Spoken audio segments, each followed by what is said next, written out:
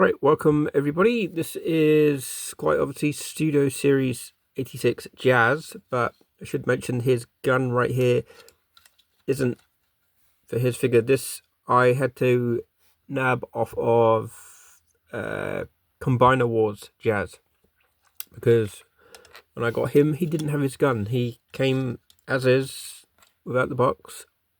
Thanks eBay. Yeah, Jazz is one of those cool characters. Studio Series has a lot of great figures for that. I know there's more than just the 86 figures involved, but you know me, I'm G1 all the way. So yeah, you get a good look at this. Probably the most cartoon accurate Jazz there is out there. So get right down to it.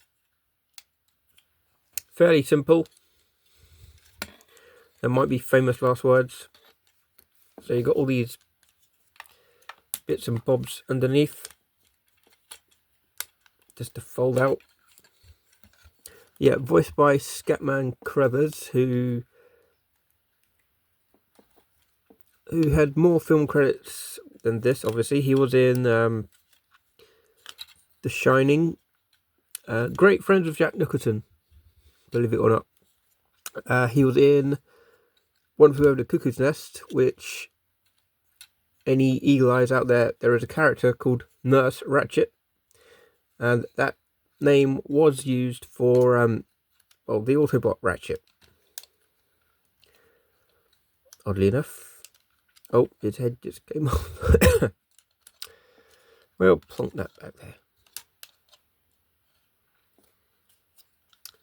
Yeah, this has a habit of just popping off, you know. But there you go. So yes, there's a character in One Flew Over the Cuckoo's Nest called Nurse Ratched, and that name was used to name Autobot Ratchet. So there's a connection there. He was also in the John Wayne film The Shootist, which turned out to be John Wayne's last film. We just didn't know it at the time. But yeah, quite an accomplished actor. Transformers was his last acting gig, because he passed away just before the movie was completed, much like Orson Welles. The rumour is that Leonard Nimoy finished off Orson Welles' lines. I can't confirm that. Obviously, I've got no authority to say yes or no on that. But again, Transformers the movie was Orson Welles' last acting gig as well, which is annoying, because in movie biographies or movie lists of actors, that's never mentioned in his biography. I know the whole story that he came in saying, "I'm a big toy that picks on the little toys," and the whole, you know, I hear him playing a planet, and he looked like a planet. But I digress. So we got Jazz here as a Porsche. Pretty cool. Jazz, I just put that there. Yeah, so Jazz was obviously removed from the series, because obviously Scatman Crothers passed away in November 1985 during the production of the movie. He did appear. I know there's this whole weird explanation about the Galactic Olympics in Five Faces of Darkness Part 1.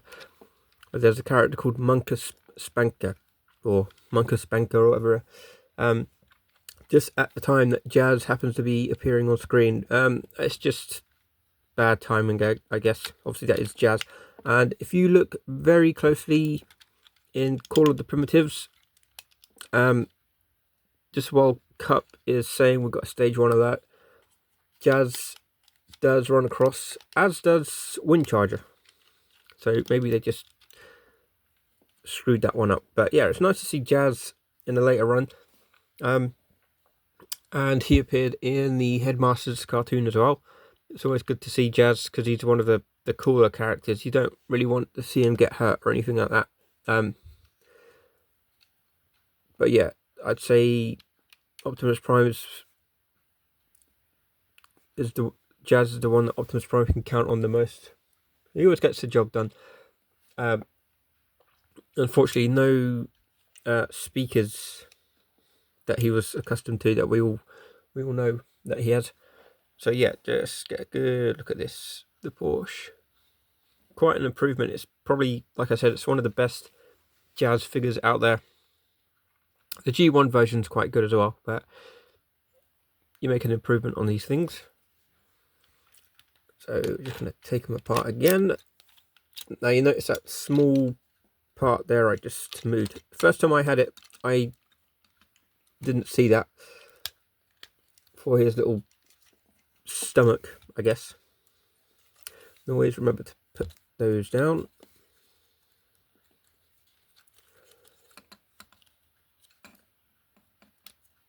See, this doesn't fit as, it doesn't rotate as well as it should. But yeah. So yeah, right here you have to rotate, then rotate again. Make sure it all lines up, otherwise he won't fit.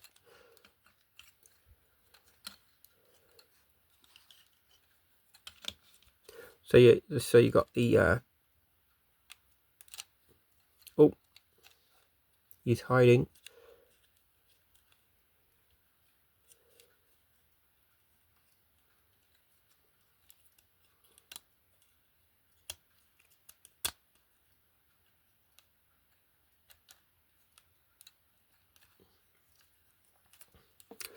We'll get it eventually.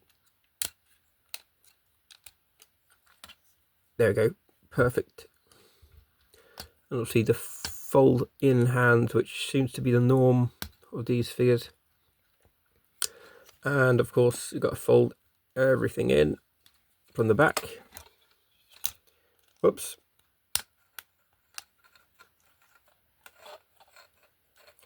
See, this folds back, hopefully.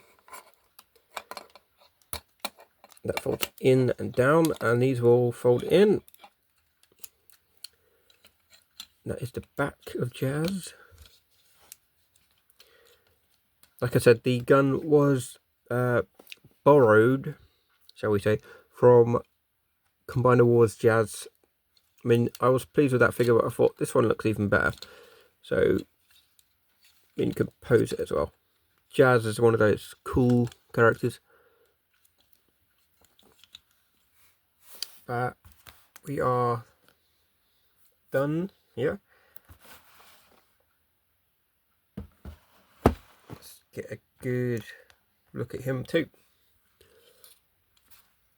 Smaller compared to like Optimus Prime in that I have him standing next to Studio Series Brawn, and they're about the same size, unfortunately. But height difference is not really the most important thing.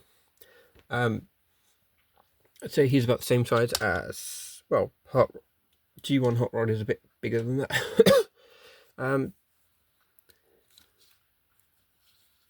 Yeah, it's looking good. I mean, it's pretty simple to do too. Once you've figured out the fact that there's a stomach kind of thing there, or upper chest, then you're pretty much easy on that one. Like I said, very cartoon accurate. Well, not very cartoon, it is cartoon accurate. Obviously missing the, they didn't seem to put the speakers in, you know, it says, how about number 1 on the bottom 40? Yeah, they leave that to Jazz, leave that to Blaster. You think those two would get along? Never explored in the cartoon. Their love of music. Right, so look at his face. And if you like this video, because there's definitely be more, I've hopefully got Legacy Mentor on the way. I can't wait for that. Hopefully it arrives this week. And I also have a few late run cassettes on the way as well. Like Beastbox, Squawk Talk, Overkill, Slugfest. Slam Dance, Rain Dance, and I can't remember the name of the last one. But here we are. That was Jazz Studio Series 86, one of the better Studio Series figures. And there it is. And like and subscribe, and hit that like button, and share the videos. Thank you for watching.